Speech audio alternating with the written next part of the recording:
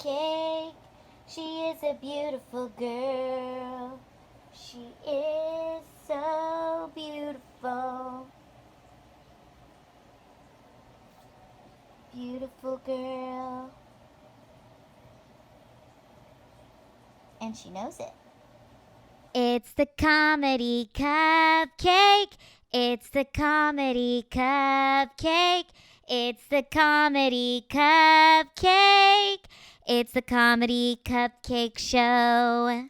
Welcome to the Comedy Cupcake Show, hosted by your favorite comedy couple, Lila Hart and Eric Abbenante. It is July 2nd, a Thursday in this beautiful year of 2020, 2 days before July 4th. How you doing, baby girl? I am doing fabulous. Was your nose itchy? Yes. How did you see that out of the corner of your eye? You have like a sixth sense for when I touch my nose. It's amazing. I don't know. I just my spidey senses tingle when you touch your Jew nose. I have a schnoz, and sometimes because of the extra square footage, it needs to be touched, scratched, you know. Look at my armpit hairs. Beautiful. Still going strong with the armpit hairs. You know, I haven't shaved my armpits or my legs. And the other day when we were at Eric's parents' house, we were at the pool, I was looking at my leg hairs and I was just like, wow, these are beautiful. Like glistening in the sun. Yeah, that was, it was amazing. They become soft. They're kind of turning blonde. Mm-hmm. And they're gorgeous. I feel like a little lioness. And it's in the spirit of 2020 where they are not getting any haircut. Speaking of a haircut, that's what your boy just did. He got a haircut after 4 long months. Doesn't he look so handsome? Shout out to Tully at the Blade Barbershop. He gave me a haircut so good in late February that it lasted for 4 months. Like normally, if I don't get a haircut for 4 months, I would have looked disgusting. And I actually he looked disgusting. But no, I would say I looked mediocre. I all the way up to mediocre. It was pretty great. I make him feel great. Yeah, you do, baby. You make me. No, I love the haircut, honey. Look at him. He looks so handsome. It's like a different guy.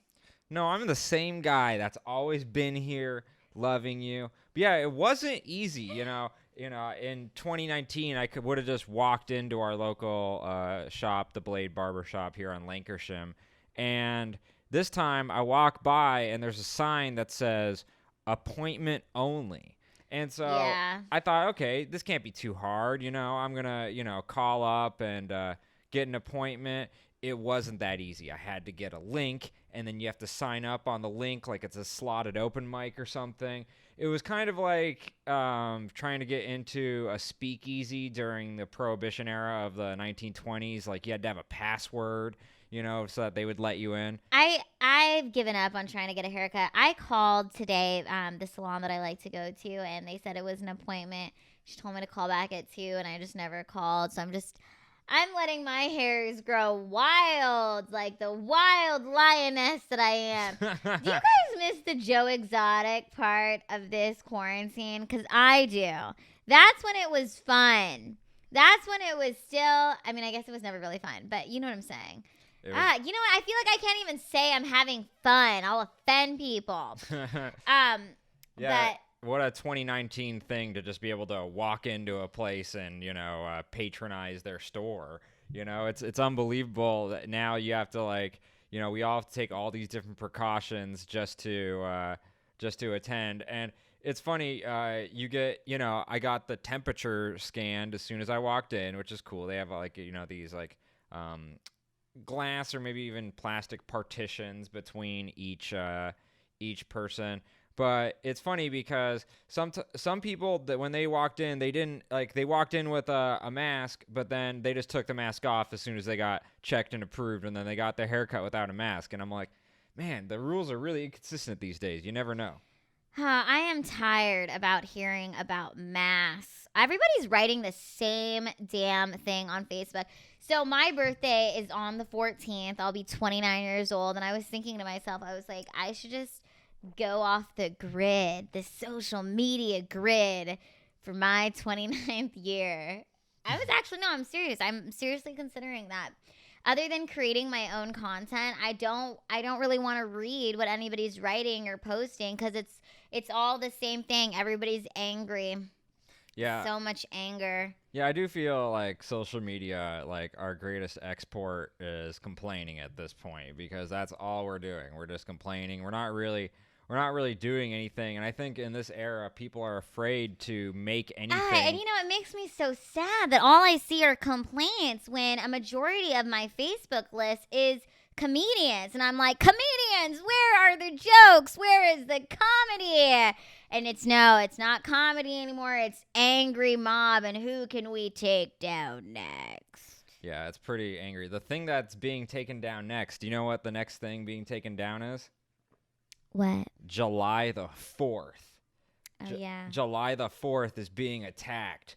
You know what? I've got my July the 4th bikini top ready to go. I will be celebrating the 4th of July. Yeah, I love the 4th of July. For me, the 4th of July means family. Yes. And all of my memories of my childhood for the 4th of July were being with my family. You know, I'm really sad that I don't get to be with my parents this year for the 4th of July, but we'll be with Eric's mom, and that'll be nice. And I'll get to be with Eric, who's my family now.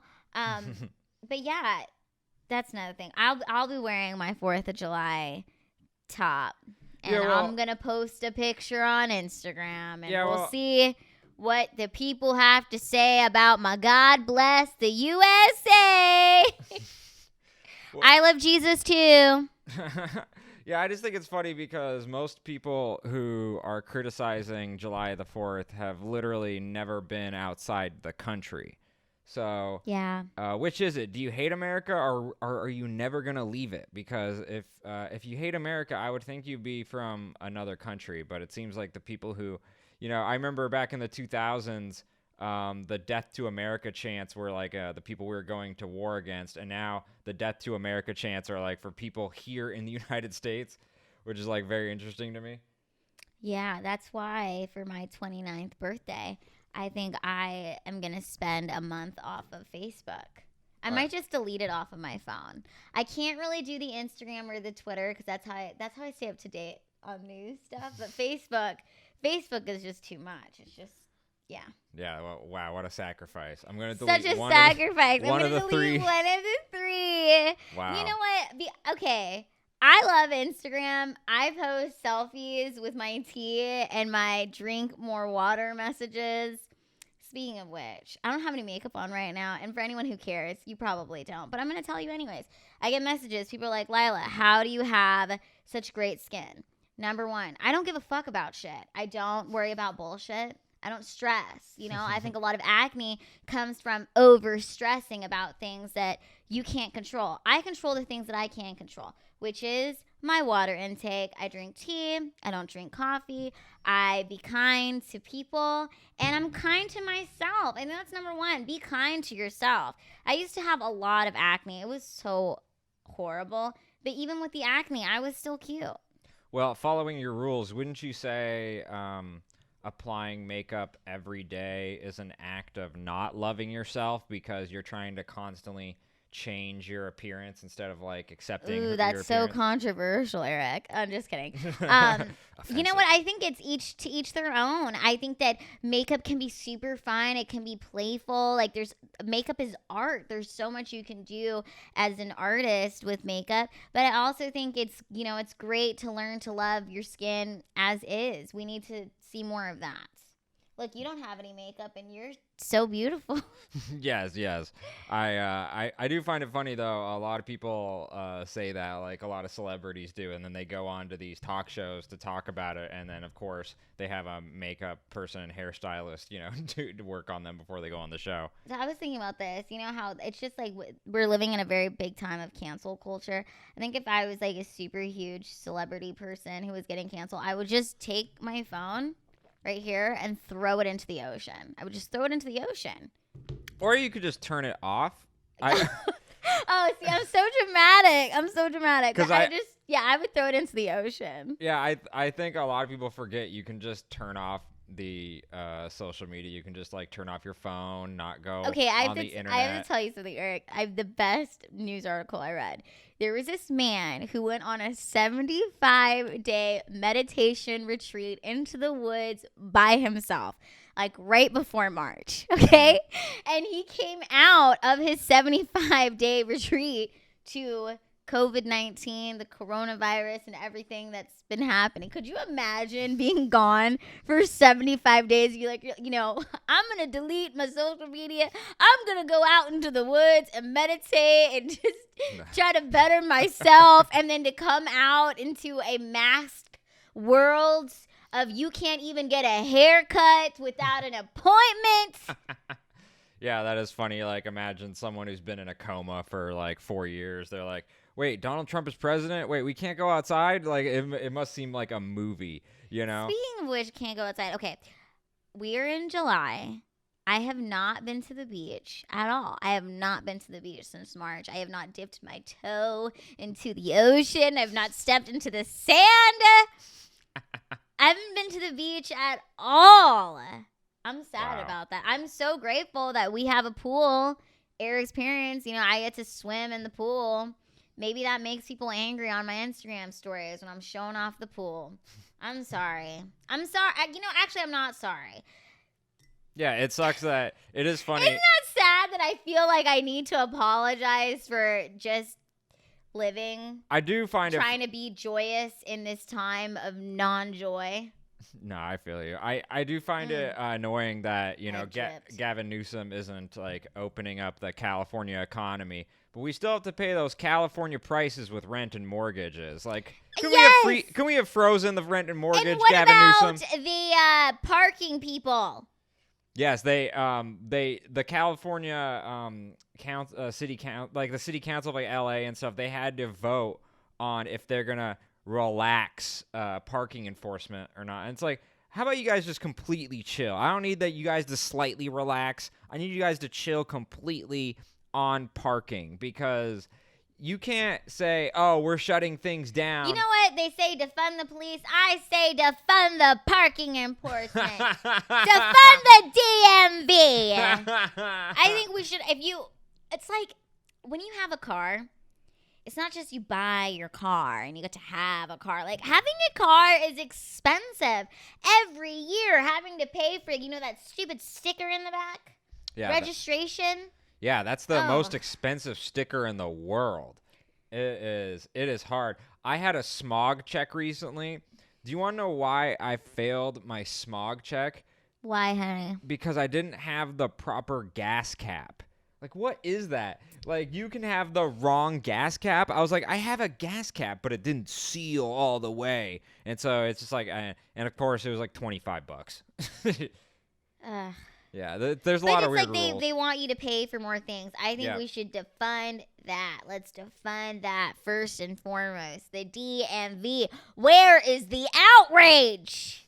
Yeah, it is funny because, people want to talk about, being progressive and in a new age, but we are in an age where money is just sucked out of every orifice of us. Like, it's kind of like that movie we watched, They Live, where when the guy puts on the sunglasses, there's like when the money comes out, it says, "This is your God." Money really is our God in this culture. It is the number one thing we worship, even I would say more so than any other generation.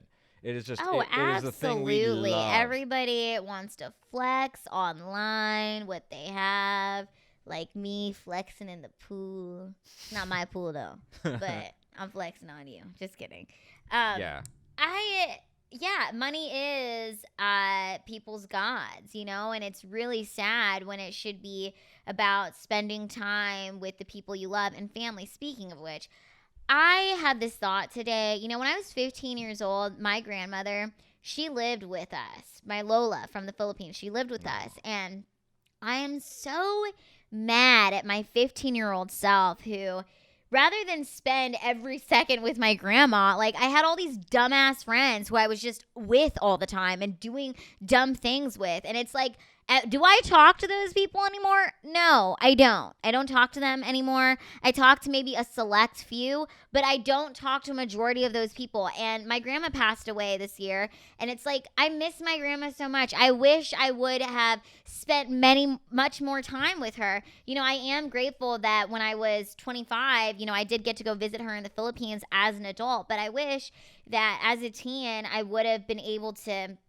foresee the future a little bit more and, you know, spend more time with my grandma. And I feel like that's kind of a theme in my life that I've noticed, that I give a lot to my friends. I give a lot of time and emotion, and just I invest a lot into friendships. And this COVID-19, this quarantine time has really forced me to sit back and reflect and realize what's important, which is my partner, my family, and fuck a lot of these friends that I thought I had, you know. I'm just, that's so mean, but it's just like it's like I'm gonna be 29, and I feel like I'm having that.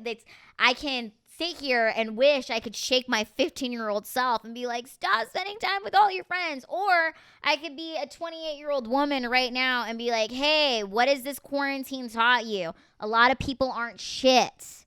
Oh, you yeah. know? I think the lesson of the quarantine is that, you know, the youth of the 2020 generation, the lesson that we really do not respect is respect your elders. Because the main thing about, you know, wearing masks and not going out, it isn't necessarily about us. It's about those who are most vulnerable, and especially the eldest generation. That's the people who are actually really vulnerable to all this. And a lot of people, you know, they're simultaneously not respecting their elders, but once someone in their family, generally someone who's really old, when they get sick, now they're all of a sudden, oh, I really am sad, I really miss them. But we're kind of adult babies, you know. As soon as you take the ball away, now we miss the ball. But it's like you never cared about the ball when it was there 99% of the time, you know. And I think that our generation too is like afraid to admit when they're wrong. Like, I can sit here in front of my camera crew, me and Eric, and admit that, hey, I messed up when I was 15. I wish I would have spent time with my grandma. I could cry if I talk about it even deeper, but like, I messed up. I wish I would have spent more time with her, you know. And I'm so grateful that I did get a second chance a bit, you know, in my later in my 20s. But I have to learn from this, and I think we should all learn. I hope some of us learn from this, but a lot of people are just regressing. Yeah, I feel that way as well. Like with my grandma, I spent the most time with her out of all the grandkids, but even doing so, I wish I spent more time with her. We were really good friends, and she was my number one fan. She was always supportive of what I did. She saw talents in me that I never knew I had until decades later. It's that wisdom. And we are really missing that in our generation, the wisdom, because we think we know everything. Just because we have access to the internet does not mean we really have the wisdom to see past a lot of the mistakes we are making as a generation. You know, we don't realize historically that in the 60s, there was a lot of, you know, momentum on changing stuff. And then in the 70s, there was a lot of depression because they realized, oh, that hope and optimism we had about the change didn't necessarily happen. It was a lot more talk than walk. And I feel like what we're going to happen is the 2020s is going to have a lot of momentum and the change, but then the 2030s might represent a period of like sadness and a little disillusionment of the fact that, oh, maybe we can't change everything. Maybe we are like previous generations who came before us. Every generation really thinks they're special, but I feel like the millennial Gen Z generation, we really, really, really feel that we're special. You know? I'm super special. Yeah. But yeah, it's just I feel that we see that a lot today. You know, a lot of people think that, oh, you know, I'm not going to get this disease, or oh, someone I know isn't going to get it. And in reality, it's more about the collective effort of, I hope as few people get it as possible. Yeah. But I don't think everyone's in it together. I think we're more individualist than collectivist. I think you're right. Well, speaking of which, Eric wrote another amazing monologue for us this week. Are you excited? Yes. Let me get more tea. And let me change the cameras really quick because I am the camera crew. Yes, he is. It's the Comedy Cupcake, and we're back. Yeah. All right. So I wrote another monologue, and we'll see if I keep getting better. I think I am, but we'll find out. All right. So make sure you move that so you don't spill it. Yes, baby. Anyways, I'm not moving it. Anyway, so here's the episode 8 monologue. All right. I'm offended. This is the most ubiquitous phrase of the 21st century. Everything somehow can be determined as offensive, racist, and inappropriate these days. I thought we were the cool generation that was amused by everything. We perceive ourselves to be the unflappable, perpetually smiling like the Mona Lisa.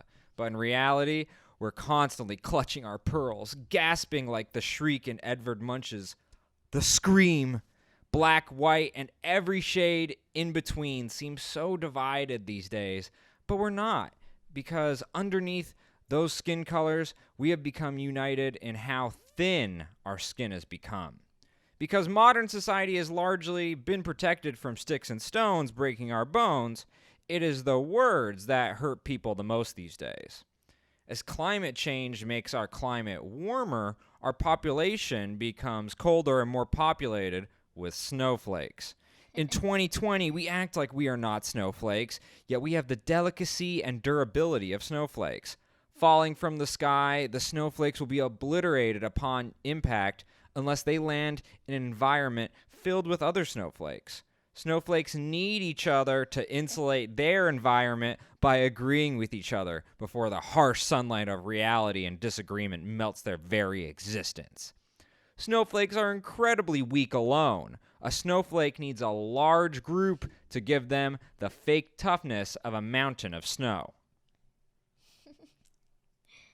If you offend a snowflake, they act as if an avalanche of other like-minded snowflakes will descend upon you, trying to envelop you in their cancel culture mindset. In reality, no two snowflakes are alike.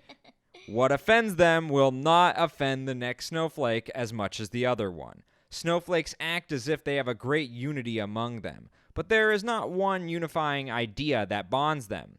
The great weakness of snowflakes is that they all think they are the purest, most unique snowflake of them all.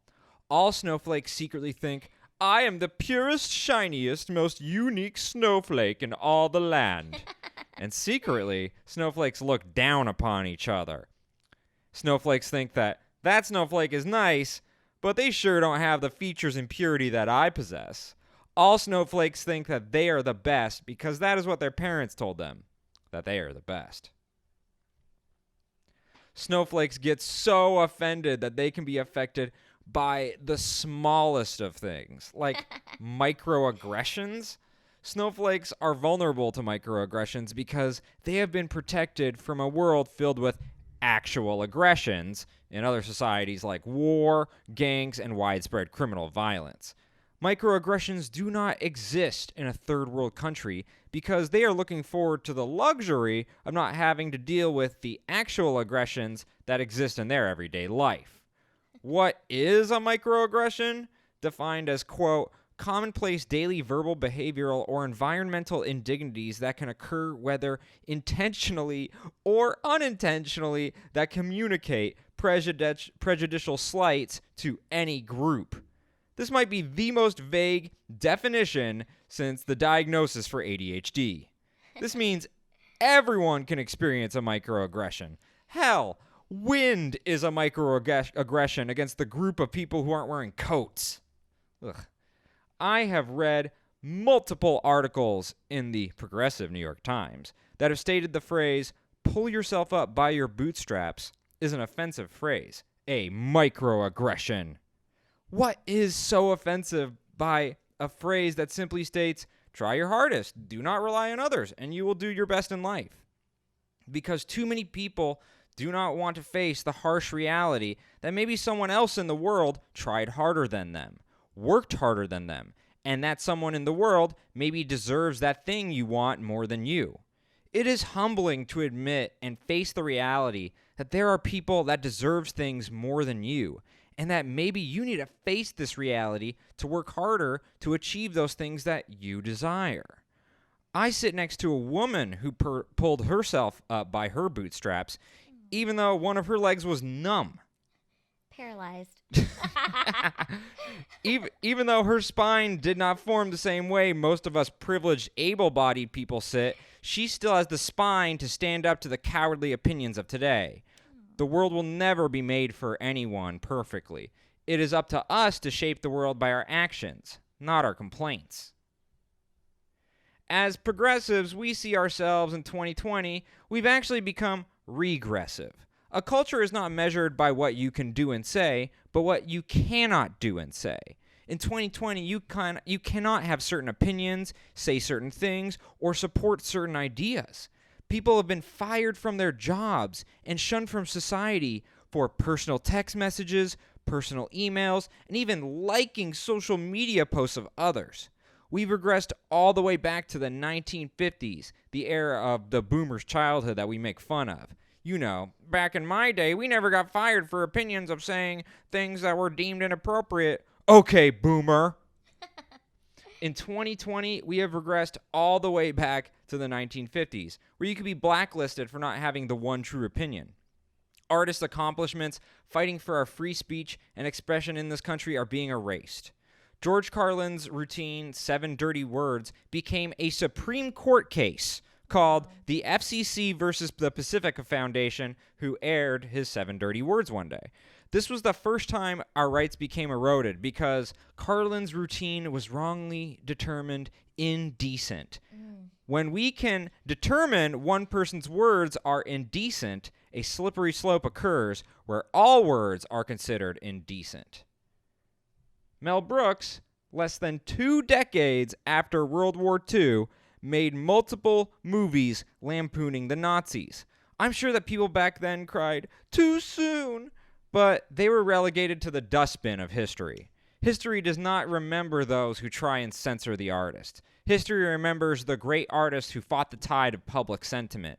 In this era, we are looking for a brave artist to fight the public's opinion to cancel the culture of cancel culture. We need a 21st century Lenny Bruce.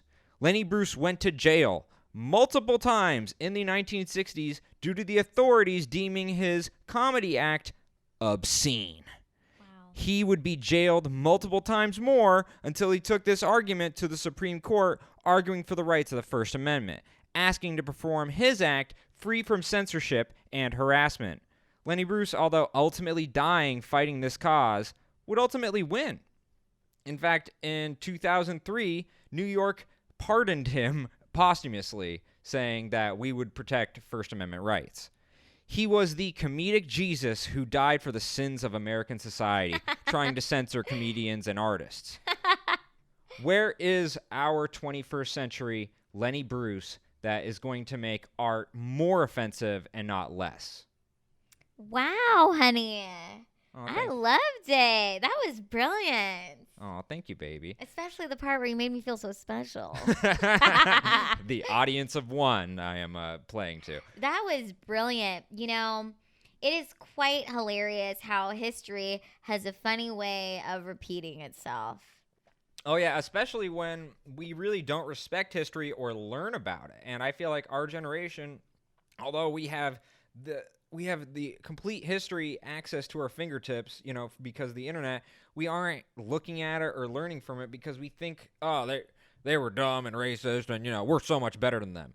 Actually, if you go back and look at the art of their generation, it was so much edgier than the art of today. Our art is really derivative and kind of plays off the ideas that our parents and our grandparents and their parents and grandparents really had. It's very impressive to go back and look at art and think, wow, this was done in their era, yet in our era, we're, you know, classifying stuff as offensive and obscene. Oh, yeah, absolutely. That's what, you know, that's what kind of scares me about this time is that comedians, they want comedy to come back, while simultaneously arguing online about things that are offending them.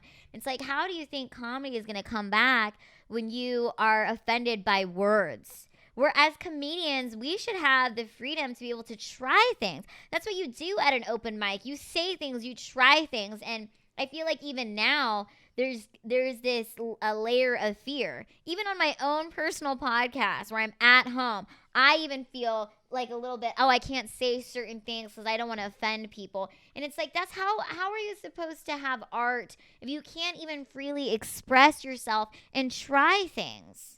Yeah, comedy is about making mistakes, learning from those mistakes, and, finding the great ideas within those mistakes. And you know what, Eric, you're absolutely right. I have spina bifida and scoliosis. I'm 4'6", 75 pounds. Okay, I know most of you people see me with my boyfriend, and it took a lot to get to this point, to find a man who loves me completely and accepts me completely. Before Eric, I had so many guys who said to my face, I will not date you. I cannot date you. My friends will make fun of me for dating a midget. Said that to my face. That was 10 years ago. And, it's very interesting to me that in 2020, now on social media, we see a lot of disabled people. And I think that's absolutely wonderful that we have a platform and we have a word for, discrimination of disabled people. It's called ableism. But 10 years ago, we didn't have a word for that. 10 years ago, I wasn't allowed to be in a sorority because the house didn't want to be known as a house with a crippled girl. Now in 2020, a sorority who would accept a person with Down syndrome or a person who had some sort of disability would be hailed as, oh my gosh, look how inspiring they are. But just 10 years ago, it was seen as something horrible. Well, I mean, we act like now that would happen. That's what we pretend online that would happen. It would not happen. But we think in 2020, oh, we're perfect and we've hit this utopia. We have not hit that utopia. In fact, I guarantee you, the people who called you and told you like, oh, you're a crippled bitch, we can't have you in the sorority, I guarantee you those same people are trying to erase the history that they did that. Yes. That's the part. That's the part that you really hit on the nail on the head there, is that I just find it so interesting that all these people now who are totally virtue signaling they won't even admit that, hey, in my past, I have made mistakes. You know what I'm saying? Like, I guess I would have a lot more respect for people in, certain movements if they could admit that I have not been perfect myself. Yeah. And it's a lot of this, oh, I've always been like that. I've always cared about people's rights. And it's like, no, you didn't care about disabled people. In fact, I was the first disabled person you know. So don't act like you always cared about disabled people, because you didn't. And just to go back to this, it's like, I feel like for a lot of people who meet me, they just think that automatically, like, oh, I'm so confident and I'm very confident. But it took me many years to get to this point where I could even be talking about spina bifida. I could even say these words. I have spina bifida. I could not say I have spina bifida 6 years ago. Those words would not have been, I wouldn't have felt comfortable even acknowledging and saying that. But I feel like my life is a testament of what can happen when you're willing to acknowledge different things.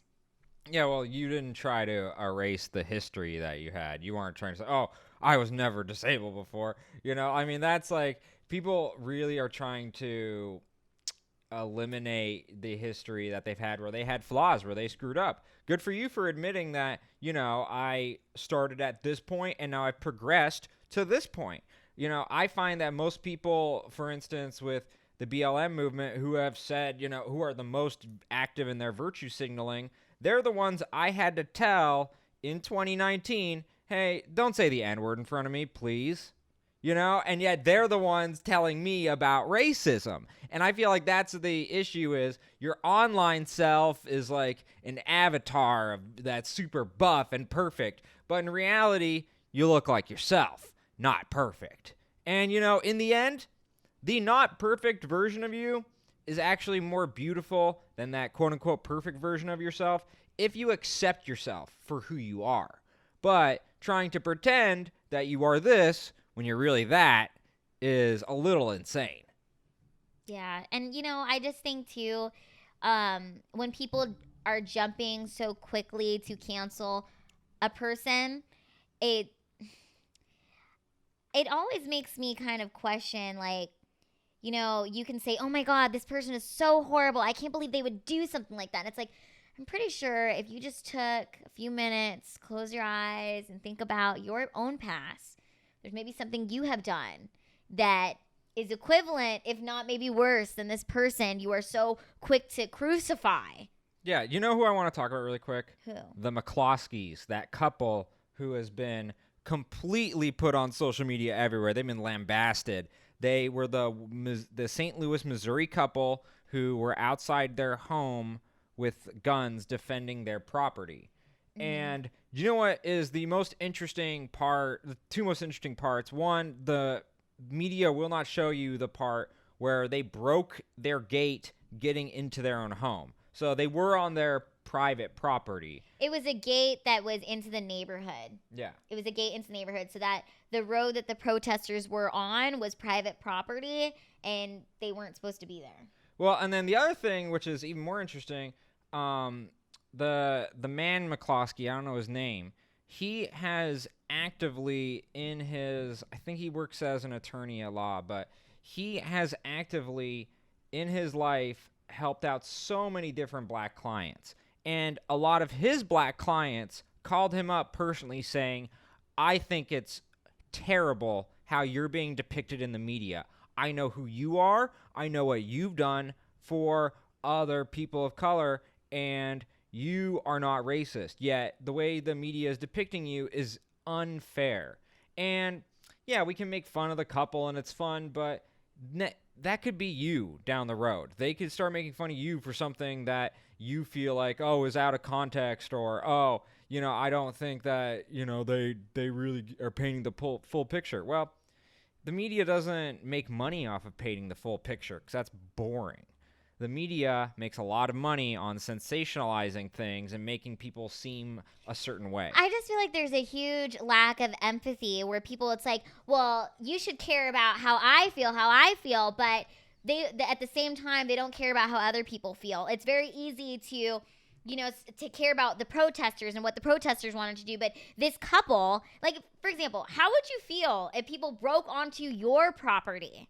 Into your home, mm-hmm. Or just even some of these things that I've been seeing on Instagram, or people sharing, like saying, oh, who cares if people burn down? You can burn down buildings can be replaced. And it's like, what if that was your building? What if that was your business that you worked hard for? Yeah, that you put everything into.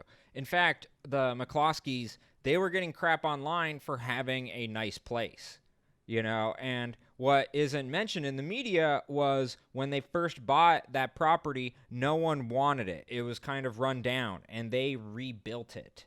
And so part of what the property represented to that couple was all their hard work of where they started and where they got to. And sometimes things are more than just, buildings or property. They're symbols. They're symbols of what you've done and what you've worked for.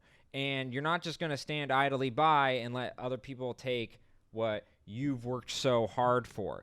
It is so easy to destroy and tear down a sandcastle. It's harder to build one. And I feel that the people who are tearing stuff down have never built anything.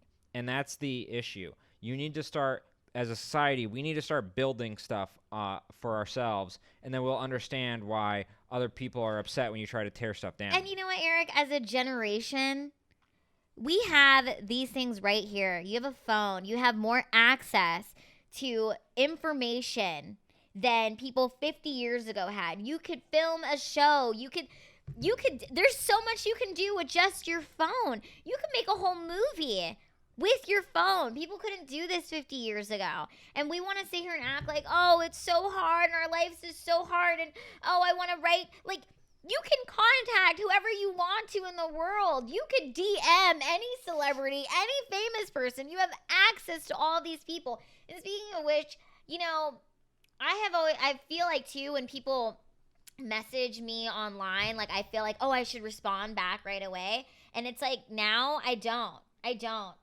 respond back to people. So if I'm not responding to you, it's because I'm actually living my life right now and trying to figure things out. It's been these last 4 months have been very, very difficult for society as a whole and for individuals. And I think that what we do a lot of is, oh, well, I have it so much harder than you. But it's like my pains and your pains, it doesn't take away. Do you get what I'm trying to say? Mm-hmm. Like, yeah, absolutely. my hurts aren't any less than your hurts. Like, it's, as an individual, it's still your own pains and suffering and hurt. Yeah, and also the thing I've learned in the last 4 months is that, I don't need external validation from strangers. All I need is the validation of my loved ones, my family. And I feel like as a society at large, especially, me as a, someone who wanted to be in the comedy community, I was too fixated on external validation from people who really don't care about me. And all I care about is getting validation from those who really care about me, like my family and Lila, who's now part of my chosen family. It is one of those adjustments I've made during the pandemic, but I'm very grateful for it. It's taught me so much. I think it's just like, are you doing things for likes, or are you doing it because you like yourself? Mm-hmm. And I think liking yourself is much more important than people liking you online and the likes that you're going to get online. Yeah, for certain things. I've really enjoyed doing this podcast with you and learning about you and the way you think and just having a conversation and also building something that we have as a legacy of this time period.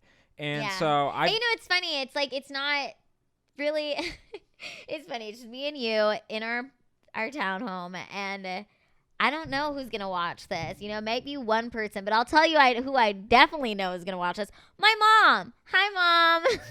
I love you, Nana. My mom will watch this. And that's who I make this for, is my mom, actually. The people who matter. And, you don't need, a million people that, shallowly like you. You need 1 or 2 people that genuinely, deeply like you. Just to bring it back to my grandma, when I was 15, I had a lot of friends. 15 and 16, my grandma lived with me. And when I was 16, I was the only one in my friend group who had a car. So, I was pretty popular because I had a brand new car. And I had a lot of friends around.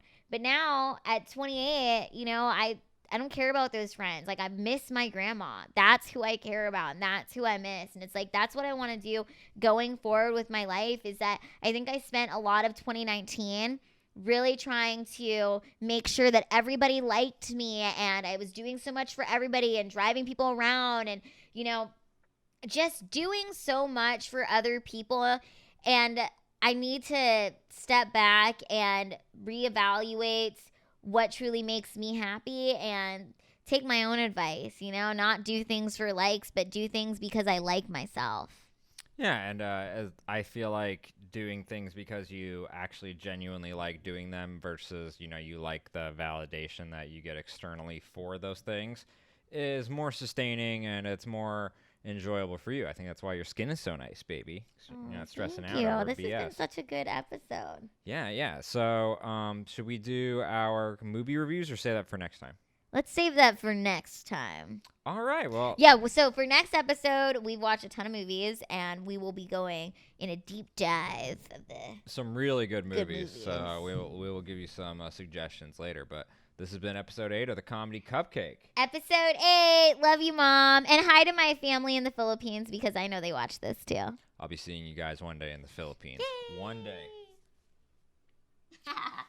It's the Comedy Cupcake. That's the end of our show. See ya.